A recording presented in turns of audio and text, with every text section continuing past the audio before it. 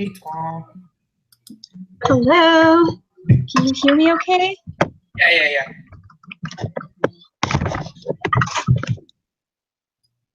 Trying to get everybody else on.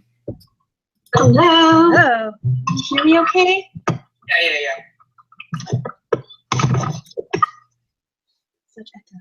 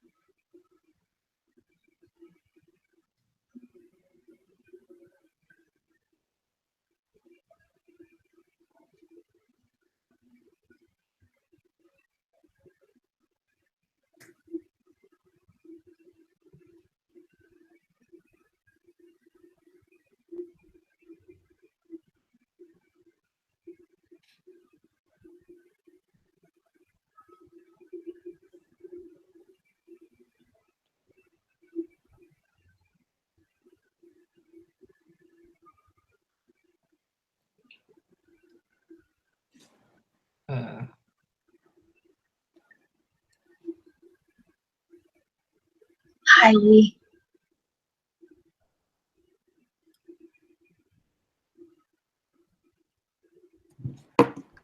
It's weird.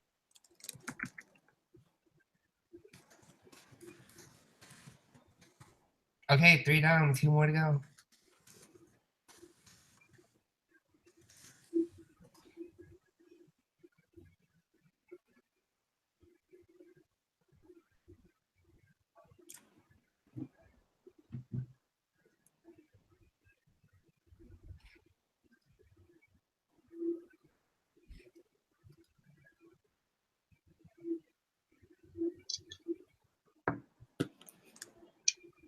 Your hair looks nice, Lee.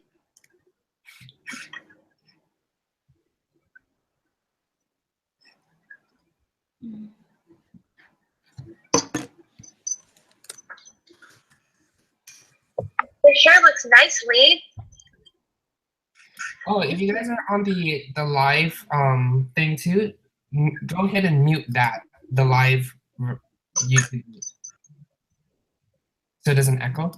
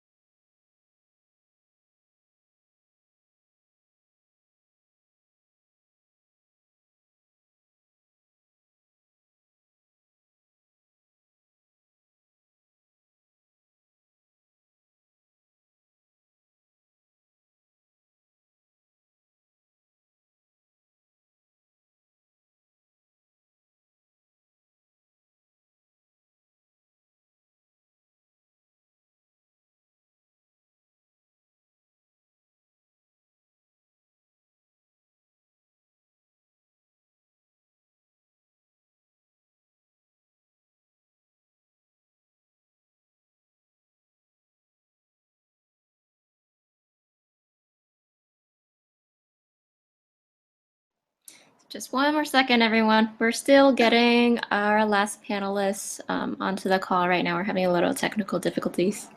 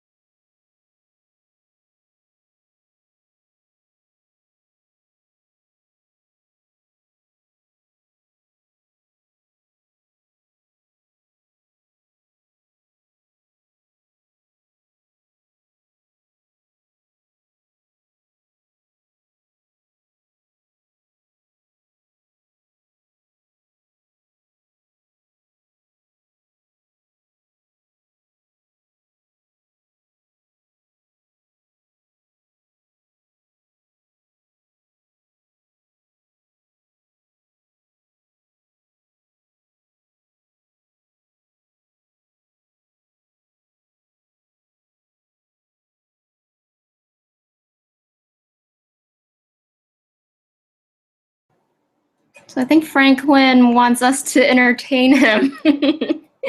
So we still have Long An, who is still having difficulties joining us tonight. But until then, we can start with some icebreakers. How does that sound? Feel free to ask some questions if you want, and then I can ask the panelists the same. But let's start off with some food options, because I like food. So do you guys prefer rau má or nước mía? Technical difficulties, y'all. I made it. Yay! She made an entrance. Sorry. I was just starting off with some icebreakers, but since you're here, we can ask those questions at the end and leave it up to the attendees for that. Okay, so let's get started. Okay, so welcome everybody and thanks for tuning in from wherever you are. As you know, it's Women's History Month, and in celebration of that, we have 3 really awesome ladies online with us today. They all happen to be 3 of UNAVSA's only current and past female presidents. And an interesting fact is they're also the 3 most recent presidents. So we have Langan Ani Nguyen from 2012 to 2014, My-Phuong MP Lee from 2014 to 2016, and last but not least, Thoa Kim Nguyen from our current term. My name is Lee Nguyen, and I'm your current secretary, and today I'll be moderating this panel discussion in which we'll cover topics such as leadership involvement, the workplace, personal development, and family. So let's start off with the first question. So we're interested in seeing, like what one of the biggest challenges you faced during your presidency were, and in the context of it being Women's History Month and all, were there ever any instances where you felt that it was because you were a woman, and how did you overcome that?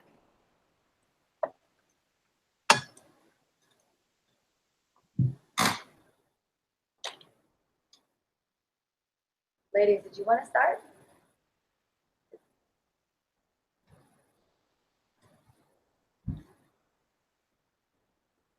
Oh, me first? Can you hear me? Okay, so you said challenges faced as a woman? Yeah, so we're interested in your experience during your presidency. What was your biggest challenge? And, like if they were because, you felt like it was because you were a woman, that might be interesting too. Either way, how did you overcome those challenges? See, I don't know that I felt any challenges as a woman. I think it's just maybe it's more philosophical the way that I look at the world and at what we do. I just kind of charge forward and I don't really pay too much attention to what else is going on or anything that's being said. So to be honest, I don't think that I felt any challenges. I think that any challenges that I felt were a little bit more internal, like what kind of legacy can I leave behind, what types of things do I want to be able to accomplish with the organization. So I internalize a lot more than feel the pressures from the outside, if that makes sense.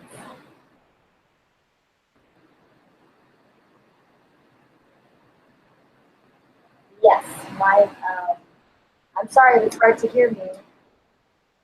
My headset does not work. But My-Phuong and Thoa, you guys can take over. Let me figure that out.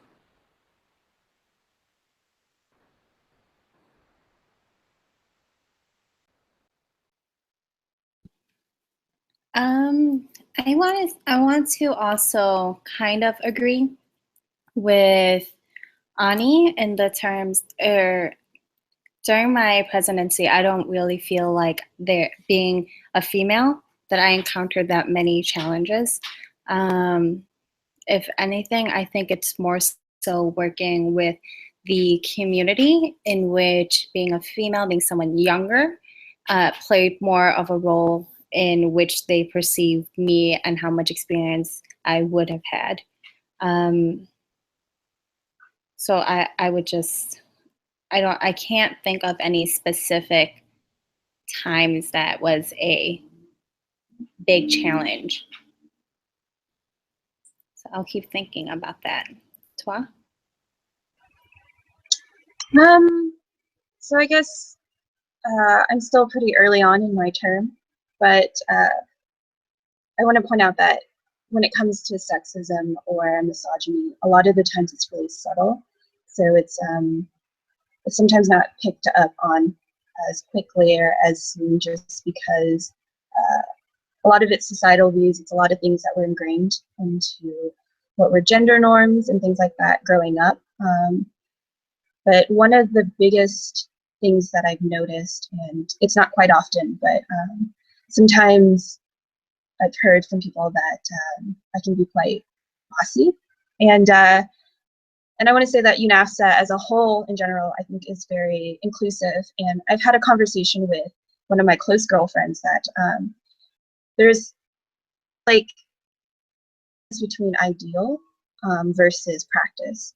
So we can always say that we believe in these certain ideals, such as like diversity or equality for women, but we often forget that in our everyday practices and dealing with such a diverse group in general, we can often forego a lot of those. So yeah, I've been called bossy, and like I said, it's really subtle, so it's really hard to call out on. Is it my tone, or is it because all these other things? And it's really hard to decipher because things are situational. But yeah, I think that's one of the biggest things that stick out. And I often wonder, if I was a male, would I be called a bossy, or would I be labeled as someone who is a boss, who knows what they want, who has standards, all those types of things. So it's always sometimes a gray area. But I think that's one of the challenges internally, at least. And externally, like My-Phuong and Ani have brought up, there's ageism, especially having student in our title. A lot of the times people dealing with, I guess, their interactions will often assume that we don't know much, or that we're not experienced, and things like that. So, yeah. Thank you, guys. I also wanted to touch on the topic that Thoa mentioned. So oftentimes, women deal with this, and then I think a lot of minority and men also deal with this too. But I think we're also primed to, I guess, like not speak up and not be bossy. And I'm wondering, for you three, I know you all as really straightforward, like make decisions really quickly. How do you find that type of communication works for you? Has it worked for you? Has it worked against you? Either way, I feel like it's a good skill to have, like being able to be straightforward. But what do you think has contributed to your confidence in being straightforward, and how do you develop that skill?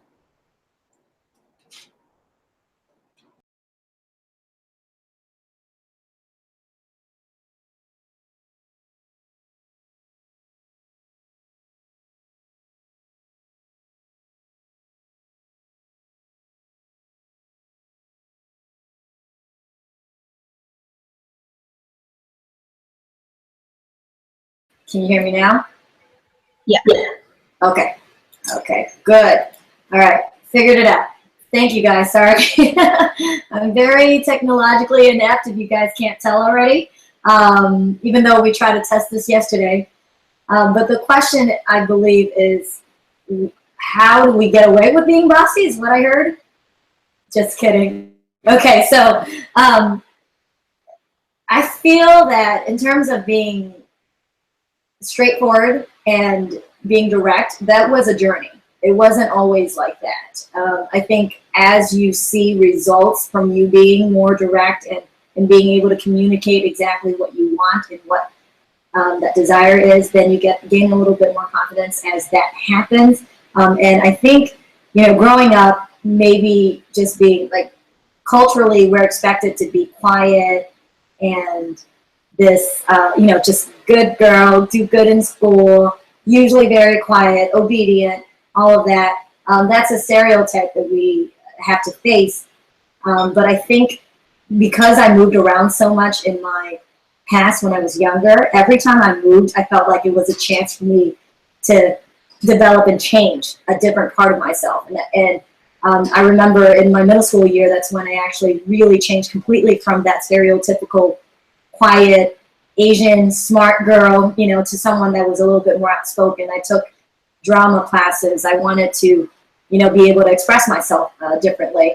And that kind of gave me some confidence. I was in a few drama production that really allowed me to project my voice and be able to be more expressive. And I think that carried on as I started doing, getting involved more in work. And as I saw that it's okay to be direct and, you know, be honest and straightforward, and people actually appreciated that, I think just slowly my confidence increased. I mean, even from the story of getting involved in BSA, I started out with, you know, public relations, and that's only because I could speak Vietnamese. But then from there, the confidence in speaking with different community leaders and all of that, and realizing that if you really wanted to get to a certain goal, you have to be direct.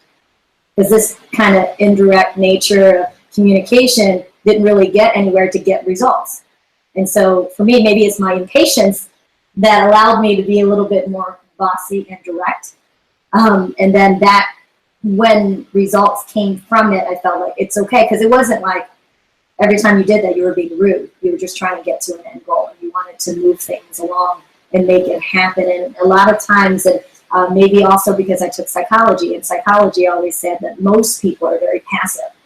They don't like to make decisions. And so I learned from my college courses, like, if people are not willing to make decisions, someone else has to do it. And that's kind of how I gravitated towards being in that position. And as you just have more experience and you start caring less about, you know, what other people are thinking of you. I'm sure people say I'm bossy a lot, and my husband calls me bossy all the time, but that's okay. Because then the other side of it is she's bossy, but she can get things done. Or, you know, she's bossy and direct, but I really like that she's so real, you know, something like that. So you start learning that it doesn't really matter, and you get comfortable with it. And that was my journey. Yeah. I would agree with that. It's a learning process, such as any other skill set that you learn, and communication is, I think, the biggest one. Like Ani said, stereotypically, especially Asian women, we're taught to be quiet, be docile, not to stir the pot in any way or form, not to be outspoken, and to be submissive in that way, where we go along with whatever plan is given to us. And I think our generation is slowly and surely getting out of that phase, but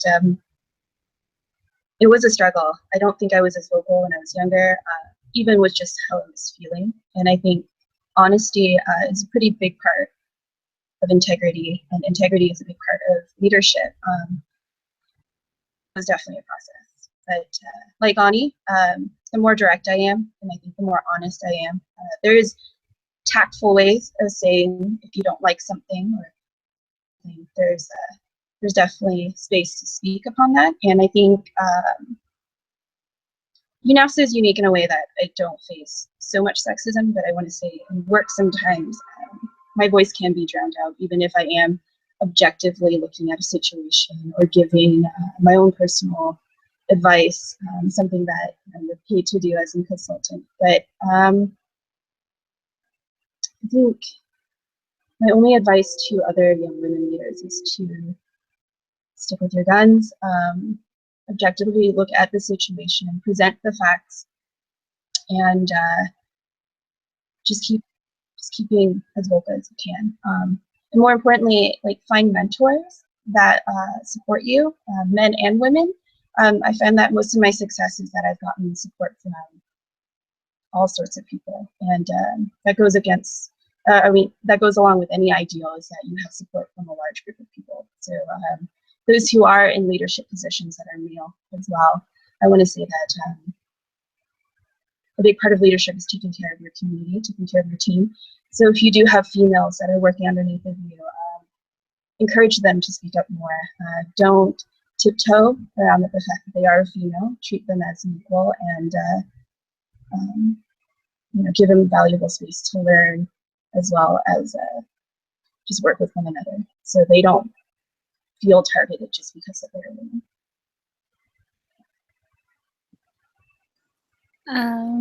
I don't know if I have a lot more to add to what Ani and Thoa said, but I know, so I'll give two quick examples. During my term at UNAVSA, as UNAVSA's president, I know I have a reputation of being a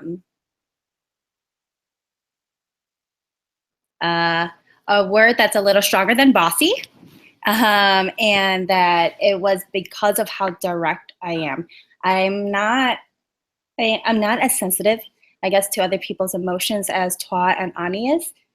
And they're more in tune with their emotions, whereas for me, even if I recognize that there might be a little bit of discomfort or tension, I ignore it because I'm in meetings or during dialogue, I just want things to get done, right? So as Ani had pointed out like 5 years ago, I'm a person who likes to execute, and I don't really like anything that's in the way for that. So, and that's very true to how I am also in my professional life. I know what I want, I get it done. And I think because of that, there has been several occasions where members have gone up to me and have said that they were not comfortable working with me because they were scared to approach me. And then I would respond saying, hey, that might be an issue. Approachability is different versus me trying to just get things done. So I think that was one of the biggest perceived challenge that other people had of me in regards to whether it be my tone, how I want to be done with meetings in X amount of time. But a lot of that, I just wonder if I was a male, if that bossiness, that directness would have been like, oh, he's really confident in what he's doing, rather than, wow, she's such a blah, and she's just hard to work with.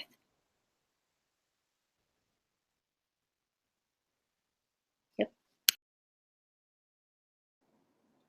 Cool. Thank you for answering that. I think a natural question to ask after that is, you know, since you all talk about like your growth and your realization that being calm and confident and straightforward is like such an important skill, and at the same time you have like an end goal of being productive, right? It's not just because you want to be bossy because you want to be bossy. But beyond the communication skills, I think a lot of people are also interested in seeing how UNAVSA contributed to your professional growth. Like, are a lot of the knowledge and skills and perspectives that you got from UNAVSA, did they make you stronger in other aspects of your life, such as your career? I'd say for myself, most definitely. I think I wouldn't be where I am in my career without UNAVSA, just because, you know, it's no longer simulated in a classroom. And this is going through undergrad as well as going through business school.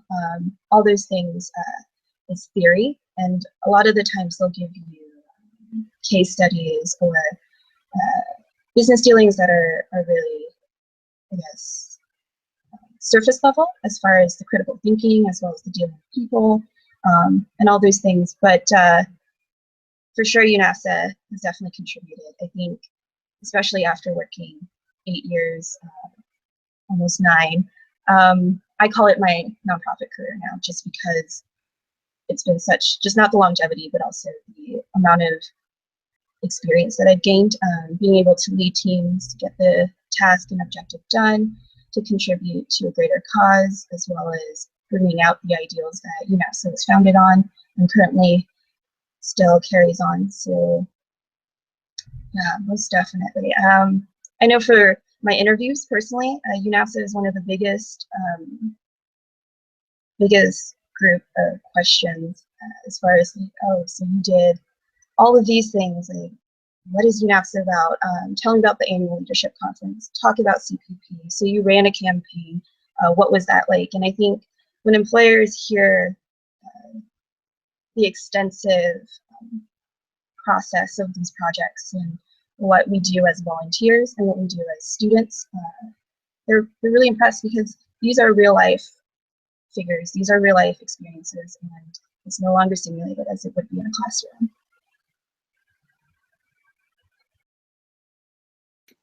I would agree with Thoa in terms of calling it a nonprofit career.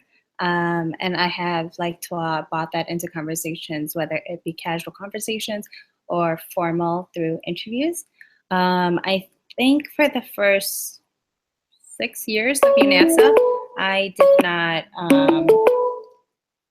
not think that UNAVSA applied to what I did at work at all. Sorry, hold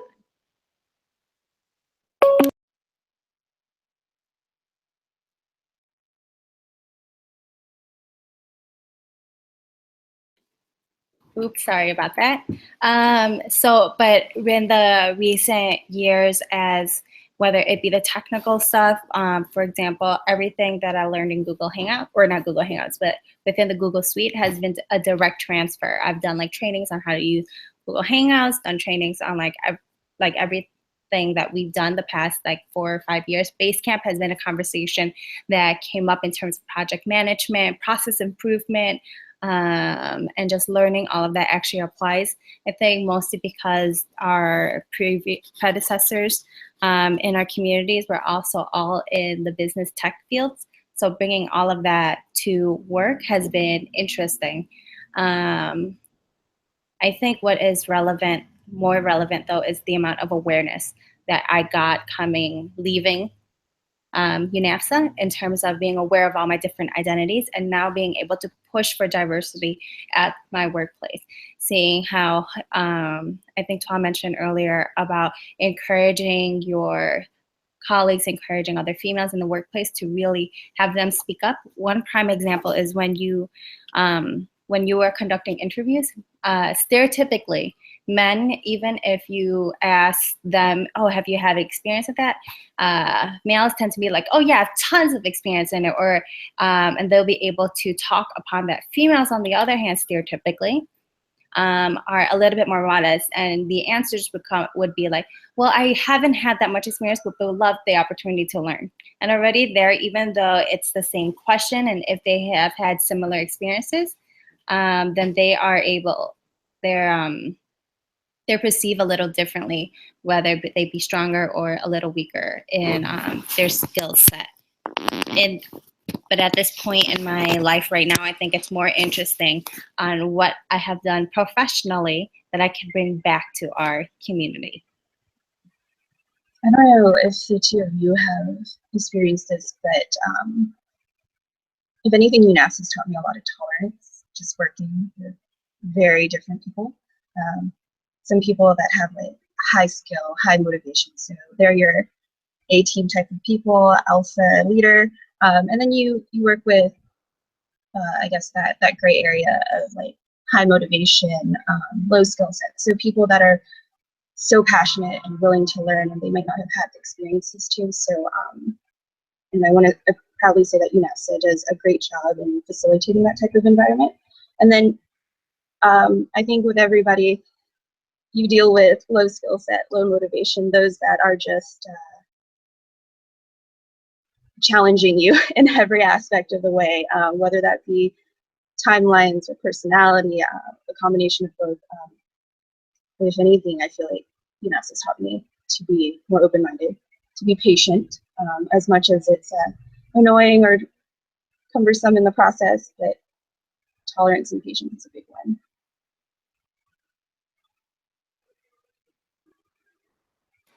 So I would say that, in terms of how it's helped me and impacted me in my career, UNAVSA has a unique experience where you can actually, because it's not something, we're all volunteers.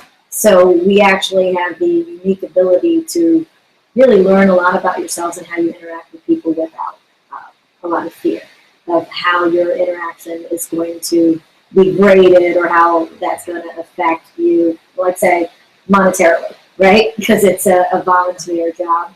But it gives you exposures to, like Thoa said, different personalities, different management styles, different ways you have to handle conflict management and resolution. So everything that you do in UNAVSA, I feel like it can be transferred into the workforce, whether it is working with a team, whether it is working with technology. I would say that I have been more I would be more technologically inept if it worked for UNAVSA. So it actually has helped sharpen some of those skills, make me a little bit faster, even though I'm not as high tech, as some of the newer patrons, newer volunteers there.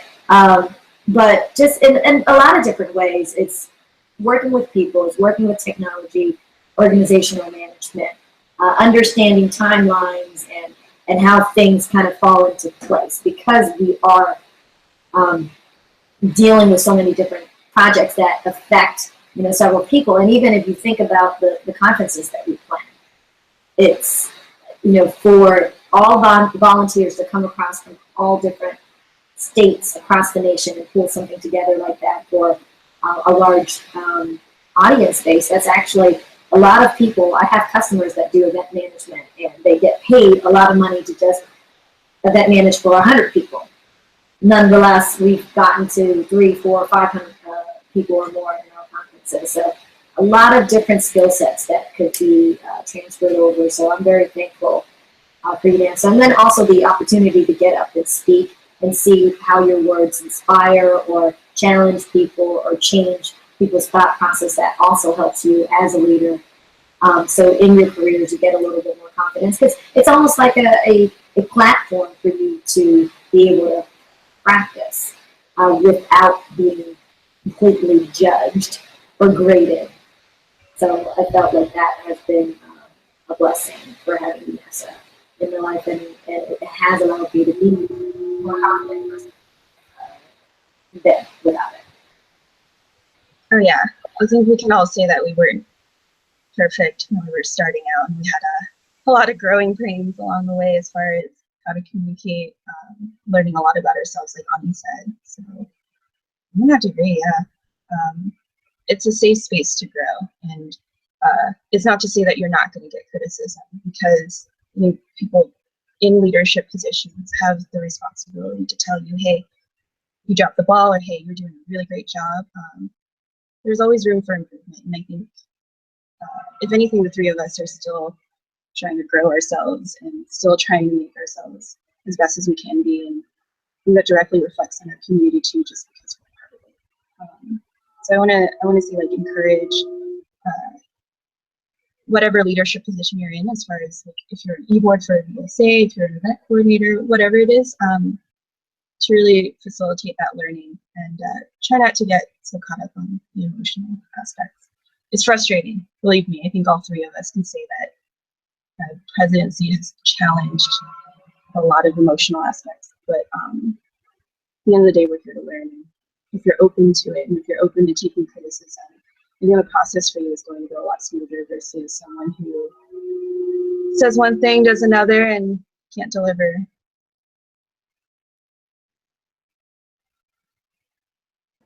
Well, thanks, everyone. And now going off of that topic, I think it's also natural to ask, when you were in your presidency, you have a lot of personal obligations, and then you have UNAVSA, and then you also have work. How did you balance all of that? Because I think a lot of people right now, like our second biggest population that UNAVSA serves are those who have just graduated college within the 2 to 3 year mark. And, we might have some challenges keeping them around and making sure that they blossom in their personal lives and their careers at the same time. So how did you make it easy for yourself to balance career life and UNAVSA? I couldn't. I couldn't. And I think once we start talking about like family later, I can touch a little bit more on this topic. So right now, at the young age of 27, I'm an office manager. So I am nowhere near the career that I want to be, because I have, I did put my career on hold. And I definitely for sure did not put 100% into my partnership because I wanted to give my all to UNAVSA. I believed in the pillars. I believed in everything that we do. That was definitely that definitely consumed the majority of my time. So when people, you can, I think, in the world of product, you think about all of the tasks that you have to do, and you prioritize them based on how much of an importance they are to you. So it is, I definitely gave UNAVSA a higher priority while balancing a good amount on the rest. So if we were like getting graded on like effort, I was doing A for effort for UNAVSA and a B in my partnership and a C for my career. So for me, that was balancing because I was able to hold that steady and consistent throughout my entire time. So I think that's as real of an answer that I'm able to give. I can't say as for sure that I gave 33%, 33%, 33%. It was just not possible. But if you're going to talk in terms of like technicalities, I had a calendar, I had people to vent to, I was emotionally stable during that time, and it was I was technically balanced.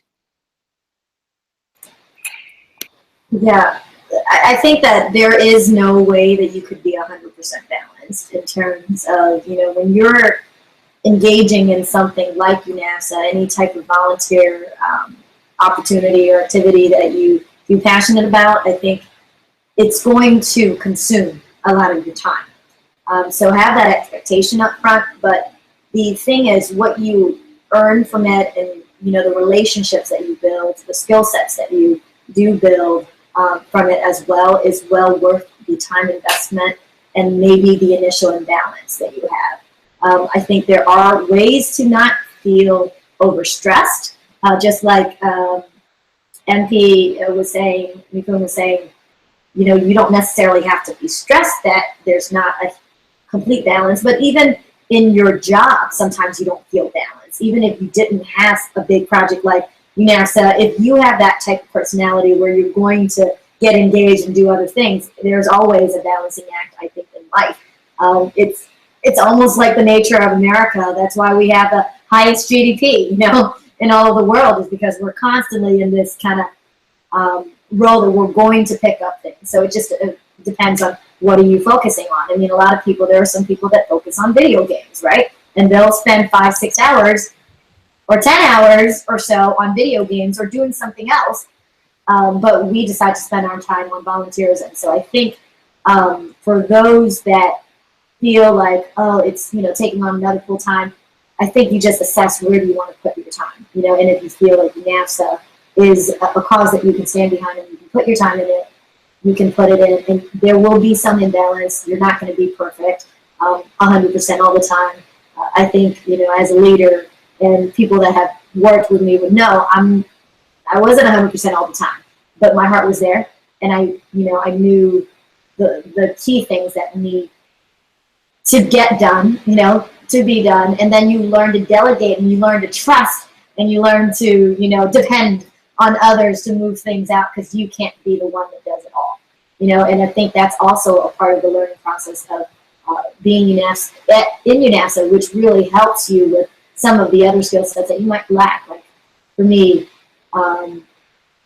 being able to manage multiple things and not let things fall apart. UNAVSA was a big, you know, I was able to learn a lot on how to not drop things and how to delegate and how to work with people and how to depend on your team through working with UNAVSA. So although I did feel imbalanced, and my business did take a little bit of a hit. So going back to, you know, like my business where it is today, it probably could be somewhere further if I had dedicated those 4 years, you know, to the business directly. But would it? I don't know. Maybe some of the skill sets that, you know, that I got from UNAVSA helped it propel after I left UNAVSA versus I might not be where I am. So there's really, yeah, I can argue both ways, but I feel very confident, and I feel that whatever work that we laid out has allowed it. I mean, the ladies, you know, ahead of me, they've done phenomenal jobs of really creating better structure and implementing a lot more newer innovation and things like that. And everybody puts a little spin on their term. And I'm very confident that Thoa, as all of these things are coming on, I'm very excited to see the new things that are coming along. And so the involvement it's very crucial and critical that we think of it as a way, it's an investment in the future, in your future and other people's future as well. Oh, you're so sweet. Always goes back to that question of can women have it all? And I want to reverse the question. It's like, can men have it all? I think for women and stereotypically being nurturers, stay-at-home moms, and nothing is wrong with that if that's a path that you want to choose. We're often, I feel just on that thin line of like, what do I want to be? And I can't be both. Can I have pieces of each of the pie? Stuff like that. And for me personally, with any person, regardless of gender, it's going to be down to your priorities. And when you take on leadership positions, like I said, it's a responsibility. So you're going to have to assess that. Do I have enough time to make this a successful term, a successful project, whatever it is that I signed on to? And how much of that is going to be given to this, and how much of that is going to be taken away from the other aspects of my life? And I think for myself personally, I've been pretty lucky to have a significant other that might support my endeavors, family that's really supportive, friends. And I want to say it's not always been like that throughout my whole nonprofit career. I've definitely had partners that had no idea what I was doing, or even didn't even see the value in what I was doing, because it seemed like another student org, another just side project to just have some fun with. And then, yeah, and I definitely didn't always have 100% support from my family. Also, just because they didn't understand what UNAVSA was. They thought that I was out to have fun with friends, and that's not a bad part of it, but it's hard to market that to parents who want you to have a good career, have a family, have other things. And quite honestly, at the tender age of 28, I don't think I can have it all. I can't have a family right now, just because my career is a big part of my life, and to have a partner that would understand that's amazing. To be president of UNAVSA is a hefty project in itself, and I want to say for the three of us, we can be pretty perfectionist in our way, and have those tendencies. And I think at the end of the day, you have to step back. I can't handle everything. These are the things that I can contribute, and I have to also trust my team. I'm pretty blessed to be working with an amazing e-board that balances all the things that I can't. And I want to say not all of us has like 100% weeks. Some days I might be a little drawn back. So, I have my treasurer backing me up. I have my external vice president taking care of emails and partnerships for me. I have my internal managing all of core and CPP. And then I have this amazing secretary that's gluing all these projects together so we're not off track. And I think that's just the end of it all. You have to balance it, and you can't have it all. You can't be equal. But if you dedicate enough time and effort to something, it becomes a really beautiful thing that comes together, like UNAVSA or VSA or UVSA. So, Thoa, you actually covered a question that was asked by an audience member here. So I will ask this question again to MP and Ani. Within the Vietnamese communities here, there are some pushback when getting involved with organizations that pulled us away from school or work. Did you experience any similar pushback from family? How did you deal with it? I may be an anomaly in this, that in my family, I've always been pretty independent. There's something, I have a coach at work right now. She says, some people are raised and some people grow up. So basically, you know, that reminds me, I basically was able to always challenge my family in what I stand for, because you know, like I have this belief, your parents, grandparents, whoever, aunts and uncles, whoever is raising you, they always want the best for you. And so whenever I get involved in a project or do something, there's always a reason behind it. There's always a passion behind it. And I explain that to them, and then I always ask them to trust me. So I didn't, you know, like, yeah, like I remember my mom with all the travels. I remember at certain points, like through my business, I was traveling 10 to 12 times in a year. And then with UNAVSA trips and going to different states and all of that and locations, I think I was traveling maybe 30 times a year at one point. So that's almost once a week, every other week at least, right? Sometimes it was a lot away from the family, a lot away from the business. So my mom was always like, what's going on with your business? You know, is it okay? But then I just told her, look, you know, just trust. And that's, you know, going back to what I said before, the trusting of team members and delegating and, you know, having other people, like depending on other people to get things done. That's very important. So for me, the pushback hadn't been as strong, but maybe I am in an anomaly because I know a lot of my friends that are involved had to deal with a lot more from their family. I don't believe I was as fortunate as Ani in terms of the support that she was able to get from her family. I got a lot of questions, especially from my mother about my health when during my term. So I took a job at American Airlines just so that I was able to travel to all the different regions. And I think during conference season, so that started late February to, I think throughout the summer, each region had their own big regional event until like August. So during that spring, summer season, I was traveling every other week because at that time, I think our constituents pivoted into one that wanted, I wouldn't say the word demanding, but they wanted more from so I don't know when or how that happened, but they were like, well, we need an e-board member at every single one of our events, and we needed to see everybody. Otherwise, there's pushback from our constituents. And because I've already committed the 2 years to be there, and because I had a career change so that I can afford that time and that flexibility, I think that took away a lot of weekends with my family. And as any other typical American family, and because I was in a relationship for a few years, at 24, 25, I started getting the question, when are you getting married? When are you getting married? When are you getting married?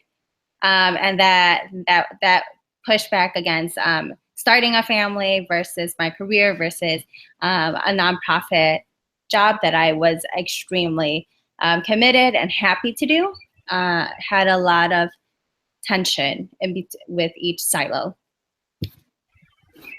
Well, I want to know if, I guess, if any of you had relationships that kind of suffered just because of your dedication, or did your relationship suffer? Or did you have relationships? I did not have relationships. I stayed away from them. So maybe that was very, you know, on my part, it probably was helpful to not have to answer to someone else in that sense. And I think I might have been a little bit older than you all.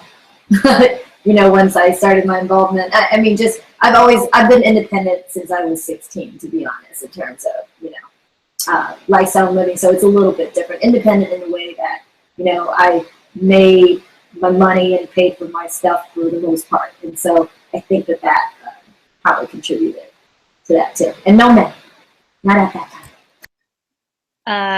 I've been with my partner for, I think, 6 months before I started my whole UNAVSA journey. So he had to put up with that from as the local in a local VSA level as I got more involved regionally and then continentally. So he was able to understand, and he put up with all of my calls Monday through Sunday for about a 3-hour block on average. And I think one of the biggest moments when I gave my closing speech at the previous conference, he was just like, yay, I get to have my wife. No. Yeah, I want to say currently my significant other and I are good. I couldn't have been luckier to ask for someone that lets me be my own person while just really supporting it is what I'm doing and the ideals. I wouldn't say I've been my career. There were some relationships that did not last very long just because I guess just that lack of understanding or the lack of understanding your conviction and your dedication. Because they're like, why are you just wasting your time on this thing? Like, why can't we have a normal dating life? You're on the webcam as like more than you like text or talk to me, or that's like the only thing you talk about is UNAVSA dealings. Like, what else are you worth? So there were times when I would definitely question what it is that I was doing with my life. But when you're passionate about something, you're able to cultivate it in a very safe space and a way to exponentially grow that personally and professionally.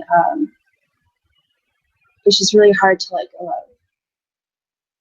But yeah, I wouldn't say all my experiences have been good. Currently, we're good. That's all that matters. Thanks for bringing that up.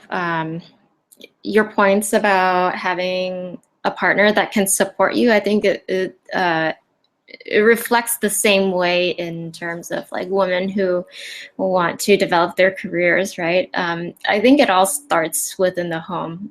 Traditionally, we have like women who are expected to bear children, and then they're expected to be the ones who take care of the children when they're born, and that as a result makes the woman's career stall a lot longer. And so I think, yeah, definitely here, like it applies to UNAVSA as well.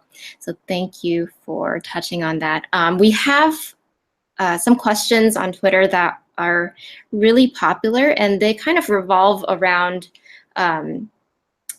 giving more opportunities for women to step up in leadership. So one person says, there were 5 male presidents before Ani became the first woman to lead UNAVSA. This is a little bit of a loaded question, by the way. But here it goes. What things do you think could be implemented to impact more women to take on leadership roles within UNAVSA? How about within society as well? And what gaps do you think women should fill in our current male-centric leadership climate? Here.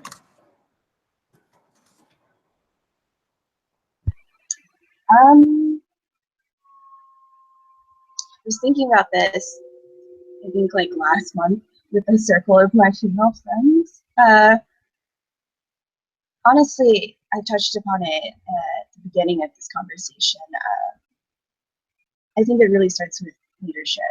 Those who already have a position. So in the workplace, if you are a manager, even if you are a director now and you have females that work underneath you, once again, don't tiptoe around them just because they're females and you feel that they are delicate or soft in any way. And the times that I feel like people grow the most is when you have an uncomfortable situation or a situation in which you have to give critical feedback to and criticism to. And I always want to approach it, state the objective, state what didn't happen, what could have happened, and what should have happened. And I want to say in my career, I definitely had setbacks. I definitely made mistakes. And one of my best learning moments was that my male manager was able to sit me down and be like, hey, look, you kind of dropped the ball on this, or maybe you weren't aware of these things, but you got to pick up the pace, and these are the things that you need to work on. And I want to say that's the directness that I want. It's not the directness of, hey, you're stupid, or hey, you're not doing a good job. That's not, I guess, it doesn't supplement the argument, what you're trying to do, or the objective in general. But yeah, I'm gonna say those who are in leadership positions do not treat females and males differently. Treat them as you would. Be the leader that you wish you had, or the mentor that you wish you had growing up. So yeah, and don't be afraid to have uncomfortable conversations. And I think a lot of people shy away from that just because it doesn't feel good. And that's innate, but yeah, that would be my general thing. And I want to say that I've worked under 2 male presidents that definitely mentored me to be a better person, a better aware individual. So that's a big shout out to Ryan Baugh and Dan Huynh for doing a good job. So I don't know if this is, you know, asking for all of our opinions and all of the, you know, there's like a 3-prong question within that one question. But like in terms of implementation to impact more women to take leadership within UNAVSA, I feel like, so if we really look across the globe, there's a lot of countries that have had, you know, that currently have female leadership, like prime ministers and people that are leading the entire country. That is women. For whatever reason, in the U.S. we haven't advanced in that way. I feel like we're still not ready, although we're so liberal in one sense, we're still kind of patriarchal, you know, in another sense. So I think that directly would impact organizations within the country that we live in. But in terms of an organization like UNAVSA, I feel that because it's more of a grassroots organization that has kind of grown from the ground up, I don't know that there was any barrier to entry for women to get into leadership. I mean, there's been a lot of UVSAs or VSAs that have had women presidents before. It just happened that way, that the people involved in UNAVSA in the beginning happened to be male. I don't know that necessarily it was designed like that. So I don't know if there has to be any further implementation. I think with the instance of the last 3 female presidents, you know, the last 3 presidents of the organization now has been female, I think that's already changed the dynamic for people to understand that there is no difference between a male or female. It's just the leader is a leader, or a good leader or a bad leader. I think that's within UNAVSA. In society, that's a whole different story, because that's a lot of things that go along with that whole conversation. It's a lot of, I mean, even women's rights were not that long ago, you know, and the growth of women in leadership, or women business owners, or whatever that is, that's been pretty recent when you talk about the history of the country. So that's going to be a little bit more deep-rooted, and that's going to take a little bit more time. But I think as people understand and understand the values of having diversity in the workforce, or in organizations, or in government, or whatever, that will help just naturally. And how we can promote it and support it is through our organization. Just continue to encourage people to get into leadership, regardless of what their gender is. And I think naturally that's how we could help. And then for the members of UNAVSA that are female, to not feel like because I'm female, I'm undeserving of something. You know, just go for it. Just be empowered to go for whatever it is that you are looking for. So from an organizational standpoint, we can develop internal leaders within our organization that will go out into society and be stronger, and that can infiltrate society and create, you know, better leaders, whether male or female. But within the females that are part of the organization, just have that confidence and empowerment to do so, to be a part of that. And then, wow, I guess I'll just the best route for women empowerment. I think, like I said, I've answered that with, you know, the female leadership. I think that should be turning 60% female, 40% male. UNAVSA actually looking at surveys, people who so dynamic, current dynamic. That's Chris Hewer.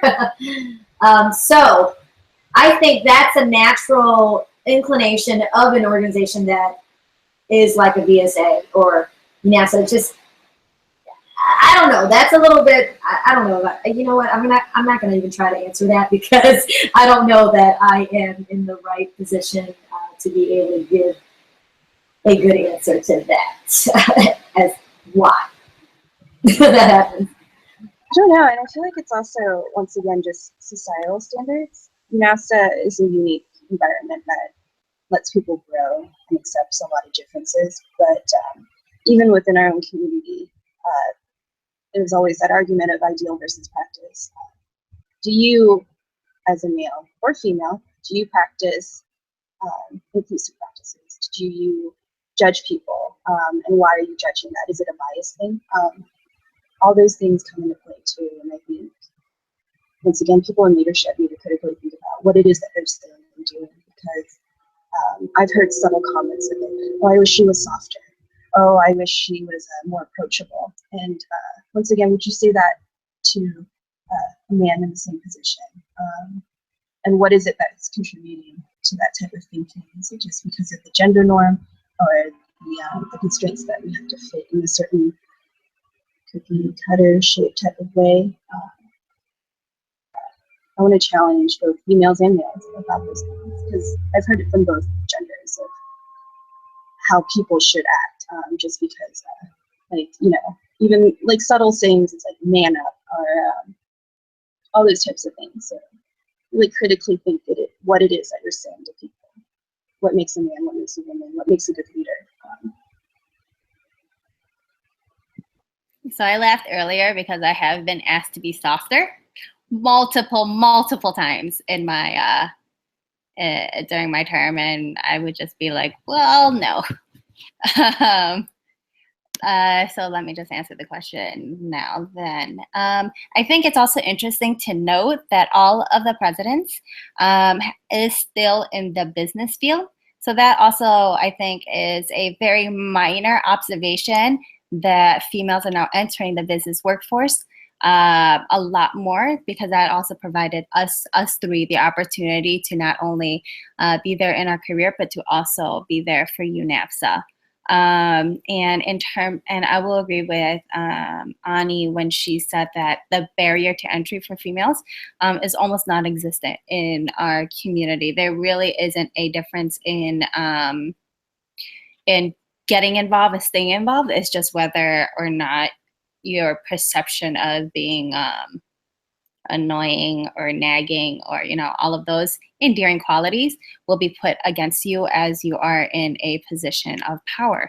And in terms of how we can empower women, I think a lot of that will have to do with empowering men. So that would be having awareness modules, and all of this ties into education. So Thoa can actually, I believe, can expand way more on that during her vision for this during her term, because it's not about how females can help each other, but it's also about how the rest of society can also seek to understand us, how we behave as well. So we have to be more empathetic to one another so that we can level out the playing field for everybody. It's not just going to be like a female versus male kind of thing, but it would have to be like females need to know what's going on, and I'm using very binary terms to keep it simple, and then males to also be feminist and be there to understand, to help, and to raise the questions when the rest of society does not want to hear that from their female counterpart. And that will apply to UNAVSA as well. And in terms of where women fill in the gap, I mean, I don't know. Sometimes I feel like I'm as smart as every other man in the room. So intellectually, sometimes I don't think we lack that. I specifically don't lack that. I just think it's pretty much an even playing field when it comes to like strengths. One thing though, that's going to sound really bad, and the other two are probably going to roll their eyes. I think females have stronger intuition than men do. And yeah, I don't have any science to back that up. So those who are data driven, those who are like scientific driven, I'm sorry, I don't have anything to say to that. I think females definitely, much like any marginalized group, you have a different perspective, and if anything, a broader perspective of what challenges really mean to you and how much harder you have to work to not only meet the standard, break that ceiling, so just to prove that you are worthy. So I think females so far have done a good job, especially in UNAVSA, just providing a different type of perspective. And then on top of that, the different personalities, introverted, extroverted, and ambivert, all those things definitely bring the more perspective to the table. But honestly, I think women are starting to break a lot of those stereotypes. We can be just as outspoken, we can be just as boss. We can get things done. On top of that, we have all these other gifts as well. So yeah, slowly but surely. I mean, it's never perfect. And like I said, there's always the idea versus practice. So I hope people start, after this conversation, I hope people will start to really analyze what it is that they're saying to individuals and how they're saying it. So like My-Phuong said, a lot of it's perception, society. Cool. So I just wanted to add to that. I provided the stats for our panelists to read a little bit earlier, but we're kind of seeing patterns in UNAVSA with our staff as well as their general membership that shows that our makeup is actually about 60% female to 40% male, and they might not be completely accurate, but they're a little telling when you look at the whole of our network. So I think that's interesting in itself. Like if we're becoming more female majority, then we can actually reevaluate whether we're being more open to men being a part of our organization. So it's just something to think about. But so we're a little bit over time now, but I just wanted to close off this conversation by asking one last thing, so we have something valuable for everyone to take away. In the context of gender equality and women empowerment, what is one piece of advice that you would give to women in the UNAVSA network? What would be one piece of advice you would give to the men in the UNAVSA network?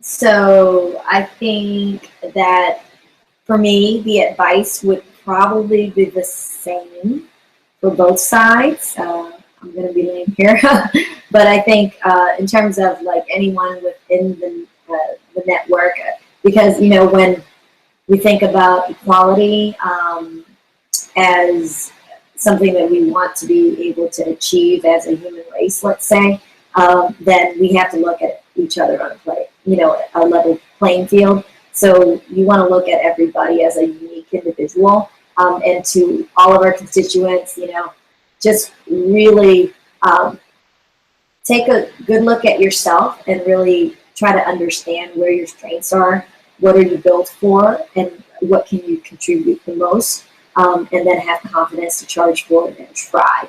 Be fearless.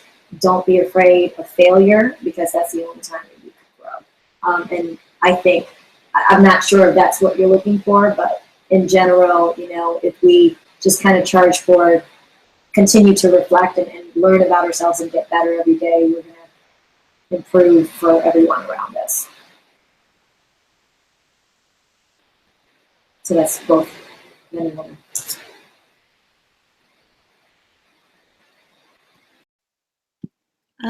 I think the advice that I have for both females, males, and everybody else, I think it's going to be the same as well. I would say just listen, and this isn't just listening. Lucy likes this quote. I forgot what it is, but it's like listen to listen, just not listen to respond. Oh, listen to understand and not listen to respond. And I think that's really true. Not just conversing, but now with the help of technology, learning body language, learning hesitancy and voice, different tones that we use while writing, all of those are things that you can pick up on a person's personality, if they're comfortable with you, if they're not comfortable with you, and being able to be open to constructive criticism. So having the doors always open policy, but be firm in what you believed in. So I think that carried over, like for myself, that's something I truly believed in. Anybody can talk to me. It's just whether or not I'm going to agree with you or not. But you can talk to me and I will be completely receptive to it. And I think that is extremely valuable when you listen to the people around you. Compromise when you have to, but just be firm in what you believe in, because at the end you want to push for the end goal, whether it just be for yourself or for the society as a whole. And if we're going to bring this in terms of gender equality and women empowerment, not only within our UNAVSA community, but especially in this current political climate, you need to be able to be extremely aware in everything that you do so that you can push for an environment where our offspring is able to live in a less biased, less hostile place.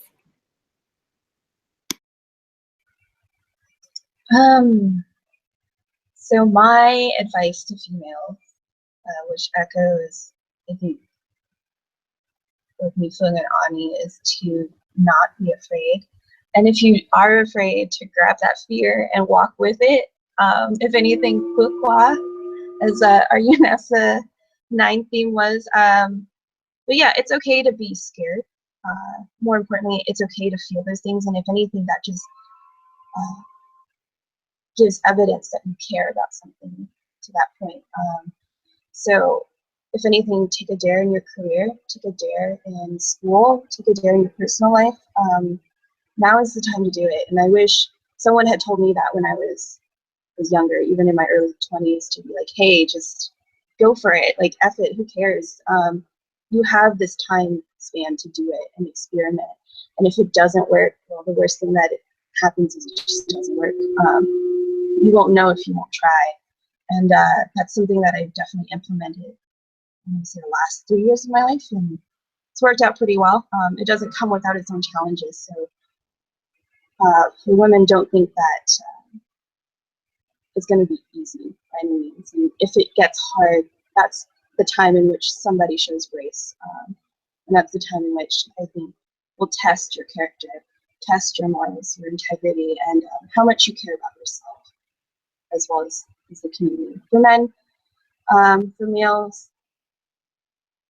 I would say to really support women, and not just in the protector type of term or role, but to really, hey, if something is coming up in which it is blatantly obvious that it's sexist, or even if it's subtle, just be like, hey man, that's not cool. I can't tell you the amount of support I've had from men, especially like my dad, my brother, people that will call out other people and be like, yo, it's not cool how you say that. Like, is that cool in any context? So why is it okay to say that about a female? And all those things. So for men to really support women and practice your ideals. And even for women as well, practice your ideals. It's easy to say, hey, I support diversity. I support inclusiveness, because it sounds wonderful. And it'd be a wonderful world if we had that all the time.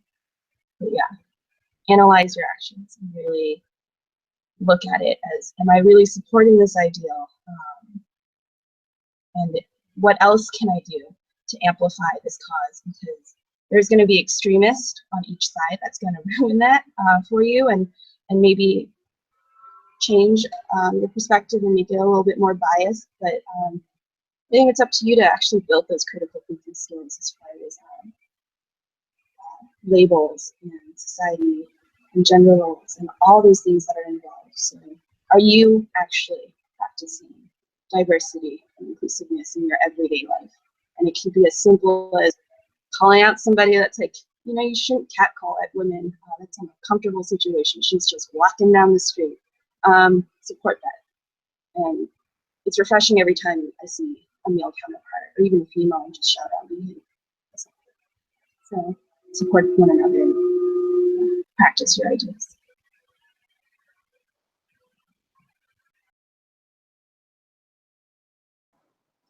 Cool. Well, that was the last question that we had for you all.